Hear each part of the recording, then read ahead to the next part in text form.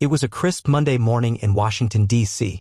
The Capitol dome shimmered in the spring sun, masking the tension that was brewing inside. The House Oversight Committee was set to host the most anticipated session of the year, a showdown that had every political junkie, journalist, and late-night host tuned in. Pam Bondi, now the United States Attorney General, had been summoned to testify regarding alleged overreach in a series of controversial federal prosecutions tied to election integrity, big tech collusion, and foreign influence in domestic politics. Democrats, led by Speaker Emerita Nancy Pelosi, who had returned from retirement to defend democracy, as she declared, had planned this to be their big moment. What they hadn't anticipated was that Pam Bondi wasn't coming to defend herself. She was coming to reveal everything. The hearing chamber was packed. News crews filled the media box. Every seat was taken. C-SPAN cameras were rolling. America was watching. Bondi entered the room with quiet resolve, her tailored navy blue blazer a contrast to Pelosi's trademark bold red. Flanked by her top aides and carrying a thick folder marked "Confidential," unsealed, she looked every inch the formidable force she had become under President Donald Trump's administration. Pelosi, seated at the head of the committee like a queen on her throne, narrowed her eyes. "Let the games begin," she muttered under her breath as the gavel banged down. "In today's hearing," Pelosi began, "we will examine what we believe is a dangerous politicization of the Justice Department. Attorney General Bondi, we trust that you've come prepared to account for your actions." Bondi smiled coolly. "Madam Speaker, I came prepared to tell the truth. Whether or not you can handle it is another question entirely." The chamber buzzed. Representative Jamie Raskin tried to regain control. "Let's keep this civil," he said, shooting a glance at Pelosi, who gave a tight-lipped nod. Pelosi leaned forward. "Let's begin with your recent decision to investigate members of this very body. Do you deny using the DOJ to target political opponents?" Pam didn't blink. "What I deny, Madam Speaker, is your false premise. The DOJ investigates crimes, not political affiliations. If certain individuals in Congress are involved in backdoor deals with foreign interests or accepting funds funneled through shell packs, that's not a political issue. That's a criminal one." Gasps echoed in the room. Pelosi leaned in. "Do you have proof?" That was when Bondi calmly reached into her folder and pulled out a stack of redacted financial disclosures and communications. "Let me start with Exhibit A," she said. "A wire transfer from a shell corporation based in the Cayman Islands, traced back to a lobbying group with direct ties to a Chinese government-controlled energy consortium. The recipient, a PAC operated under the control of an aide directly employed in your office." Dead silence. Pelosi's lips tightened, but she quickly recovered. "This is outrageous. This is disinformation. Russian-style smear tactics." Pam held up a hand. "The documents are independently verified by the Treasury's Financial Crimes Enforcement Network as well as corroborated by third-party forensic auditors. Would you like me to continue?" The room was now silent but for the furious tapping of journalists' keyboards. "I move that this hearing be suspended," Pelosi said sharply, her voice rising. But Representative Jim Jordan spoke up from the Republican side. "Objection. The witness is presenting verified, legally obtained evidence. This hearing will continue." Bondi smiled again. "Thank you, Congressman. Now, Madam Speaker, let's turn to your emails with an executive from Blue Sky Tech, dated 2 weeks before your push for censorship legislation targeting conservative platforms. Would you like to read those aloud for the committee?" Pelosi's face flushed, but before she could respond, Bondi was already moving on. "I have over 50 pages of evidence showing a coordinated effort between high-ranking Democrats, foreign actors, and tech conglomerates to suppress speech, mislead voters, and funnel dark money into campaign pipelines. And this is just the beginning." She paused, locking eyes with Pelosi. "You wanted this hearing? Well, now you have it." Pelosi's jaw was tight as she scanned the chamber, trying to read the expressions of her Democratic colleagues. Some were stone-faced, others visibly uneasy. Behind her, aides whispered urgently, fingers flying across their phones. The plan had been simple: embarrass Pam Bondi, discredit the Trump administration, and regain narrative control. But things were spiraling fast.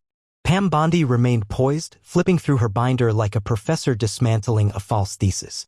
"Let's continue with the timeline of collusion between elected officials and Silicon Valley executives during the 2024 election cycle," she said, adjusting the microphone. "Here's an email from a Blue Sky Tech VP who also happens to be a major DNC donor offering to deprioritize posts flagged by Speaker Pelosi's staff in exchange for exclusive access to pending tech regulation drafts." Gasps again. This time, it wasn't just Republicans reacting. Even CNN's camera zoomed in. Rashida Tlaib interrupted, voice quivering with indignation. This is nothing more than political theater. You're smearing good people with baseless claims. Bondi turned calmly toward her. Congresswoman, the only theater here is your attempt to deny documented fact. If you'd prefer, we can move on to your communications with a group linked to the Qatari government regarding campaign donations. Tlaib's face went pale. That's a lie. Bondi pulled another document. Then you'll be happy to clarify this notarized FEC report showing wire transactions to your campaign fund, signed off by your treasurer. Whispers exploded across the chamber. Pelosi slammed the gavel. We will restore order, she barked. This is a distraction campaign from an attorney general drunk on power. Pam Bondi didn't flinch. On the contrary, Madam Speaker, I'm sober enough for both of us. Laughter erupted from the Republican side. Even a few independents chuckled. Pelosi's face darkened. You are not here to launch a political crusade. You are here to answer questions. Pam leaned forward. I am answering questions. Yours just happened to expose a rot you never expected to face. Let me ask you this, Madam Speaker, do you deny attending a private fundraiser in Napa Valley last June where major contributions were accepted in exchange for promises to block antitrust investigations into Blue Sky Tech and My Media? Pelosi's mouth opened, then shut again. Her eyes darted toward a lawyer seated behind her who subtly shook his head. Don't respond. Pam saw it. I'll take your silence as concern, Bondi said, pulling out another document. Here's a flight manifest showing your private jet trip to the event, a guest list that includes 4 indicted lobbyists, and footage from a drone, yes, a drone, that captured a part of your speech promising to shield Silicon Valley from conservative attacks. A Republican congressman smirked. Looks like someone brought receipts. Outside the Capitol, the story had already gone viral. News outlets flipped their headlines in real time. MSNBC anchors fumbled as the story shifted from Bondi under fire to bombshell evidence presented against Pelosi and allies. Fox News ran a banner, Bondi unleashes fury, Pelosi in panic mode. Back in the chamber, Pelosi tried one last deflection. This hearing is an abuse of power, she thundered. You are undermining the democratic process. Pam leaned back, folding her hands calmly. Madam Speaker, what undermines democracy isn't investigation, it's corruption. It's backdoor deals. It's censorship disguised as regulation. And most of all, it's thinking the law doesn't apply to you because of your title. Jordan leaned into his mic. Chair recognizes the Attorney General. Please proceed with your next piece of evidence. Bondi lifted her final folder. Very well. Let's talk about January 6th. Not the protests, but the aftermath. The quiet targeting of political opponents, the surveillance of journalists, and the hidden orders signed under emergency executive privilege by members of this very chamber. The words hit like thunder. Pelosi slammed the gavel again, her voice shrill. This hearing is adjourned. But Bondi smiled again. I don't think so. The American people deserve to hear the rest. And from the gallery, the audience stood not in protest, but in silent, stunned respect. As the gavel echoed through the chamber, Pelosi stood, her hands trembling ever so slightly. She leaned over to her chief counsel and whispered something urgent. Aides scrambled, phones buzzed like angry bees, and outside the committee room, Capitol Police were discreetly shifting their stance, sensing the storm wasn't over. Pam Bondi remained seated, serene, composed, in control. Let the record reflect, she said coolly, that Speaker Pelosi attempted to adjourn a lawful hearing without committee consensus. Fortunately, this hearing was scheduled by bipartisan agreement. We will proceed. The Republicans were loving it. Even a few center-leaning Democrats stared down at their desks, trying to avoid eye contact with the cameras. Pelosi's calculated power move had backfired spectacularly. Representative Byron Donalds took the mic. Madam Attorney General, you mentioned secret surveillance of journalists. Can you elaborate? Bondi flipped to a new tab in her binder and displayed an enlarged document on the screen behind her. This is a DOJ memo issued under emergency authority in early 2024. It authorized metadata collection from email servers belonging to several independent media outlets. These outlets were reporting on election irregularities and foreign lobbying connected to certain high-level members of Congress. She paused. The order was signed by Acting Deputy Attorney General at the time, an appointee recommended personally by Nancy Pelosi. Pelosi's voice cracked. This is character assassination. No, Madam Speaker, Bondi replied, this is accountability. I don't care what party you belong to. If you abused federal authority to suppress speech and intimidate journalists, you're not a lawmaker, you're a lawbreaker. Camera shutters clicked like machine guns. The entire committee room had transformed into a war zone, but Pam Bondi never raised her voice. Her power was in her precision, in her documentation, in her unwavering calm. Representative Alexandria Ocasio-Cortez tried to pivot. So are you saying you don't support efforts to curb misinformation? What about public safety? Bondi turned toward her. Curbing misinformation doesn't mean weaponizing government agencies to silence your critics. Public safety isn't achieved by blacklisting voices that challenge your narrative. That's not safety. That's tyranny. The chamber erupted into applause from staffers, from guests, even from a few stunned journalists. Then came the moment that would dominate headlines for weeks. Pam Bondi reached into a side compartment of her case and pulled out a small flash drive. Everything I've presented here today and more is backed up here. Thousands of documents, internal memos, emails, financial records, testimony from whistleblowers. All legally obtained, vetted, and timestamped. I will be submitting it to the committee for official review. Pelosi snapped, that's not protocol. Neither was spying on the press, Bondi replied without missing a beat. She handed the drive to the committee clerk. The screen behind her switched again, this time showing a series of text messages between Pelosi's former legislative director and a tech executive coordinating deboosting search results for conservative news outlets the week before midterm elections. Every time you silenced an opposing voice, Bondi said, rising to her feet, you thought you were protecting democracy. But you weren't. You were dismantling it one compromised decision at a time. Pelosi stood too, eyes blazing. You're accusing a former Speaker of the House of treason. Bondi didn't flinch. I'm not accusing you of anything. I'm presenting evidence. What you call it depends on your conscience and the courts. Silence. Raw. Palpable. Historic. The hearing was officially adjourned, but the real fireworks were only beginning. Outside, reporters swarmed the Capitol steps. Protesters on both sides clashed verbally. News anchors scrambled to reframe the narrative. In a matter of hours, hashtags like hashtag Bondi Bombshell, hashtag Pelosi Leaks, and hashtag Deep State Exposed trended globally. But none of that mattered to Pam Bondi. As she exited the building, she was met by a crowd of supporters waving flags and holding signs that read "Truth over Power" and "She Fights for Us." A young girl in the front row called out, "Ms. Bondi, are they going to jail?" Pam stopped, smiled, and said, "If justice still means something in this country, they will." By dawn the next morning, Washington had become a cauldron of chaos. Cable news ran breathless 24-hour coverage. Editorials, podcasts, and live streams all debated the same question: was this the biggest political scandal in modern American history? And at the center of it all, Pam Bondi. The Department of Justice released an early morning press statement confirming what everyone had been whispering since her testimony. An independent grand jury had been convened to review potential criminal charges against several current and former members of Congress. Names were withheld for now, but everyone knew the headliner was Nancy Pelosi. Inside Pelosi's Georgetown mansion, the mood was grim. Legal advisors shuffled in and out. Phones rang nonstop. The Speaker Emerita had gone full damage control, booking interviews, scheduling press conferences, and crafting statements that tiptoed between denial and deflection. But the tides had shifted. And Pam Bondi was still moving. At a follow-up press briefing, Bondi stood at the podium with the same calm authority that had captivated the nation the day before. "I did not come to Washington to start a war," she began. "But if war was already being waged on the Constitution, on free speech, on the will of the people, then I will not back down from fighting it." Behind her stood President Donald J. Trump, arms crossed, nodding slowly. He didn't need to say a word. The message was clear. Bondi wasn't acting alone, she had the full weight of the executive branch behind her. Bondi continued, "Based on overwhelming evidence submitted to the Oversight Committee, the Department of Justice has launched a multi-phase investigation. This includes illegal campaign finance activity, misuse of federal surveillance tools, and obstruction of justice." A reporter shouted, "Are you confirming Speaker Pelosi is a target?" Pam answered plainly, "I'm confirming that no one is above the law."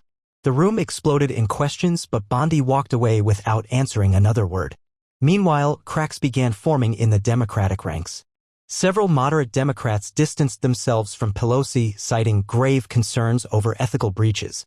Representative Jared Golden issued a statement calling for a bipartisan ethics panel to assess the integrity of House leadership.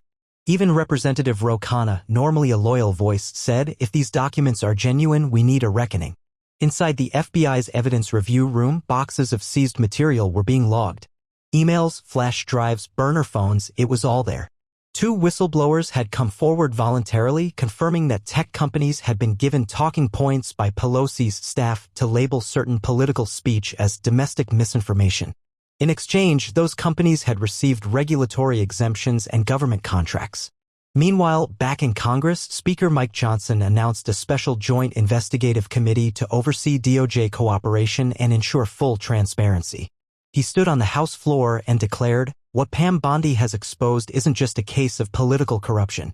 It's the unraveling of a cartel masquerading as public service." Outside, the public responded in waves. Some were enraged, accusing Bondi of partisanship, demanding resignations from the DOJ. But most were captivated by the stunning scale of the disclosures. Independent voters shifted sharply. A new Rasmussen poll showed 68% of Americans supported a full criminal probe, even among 41% of registered Democrats. Back in Pelosi's inner circle, cracks turned into fractures. Her longtime policy advisor resigned.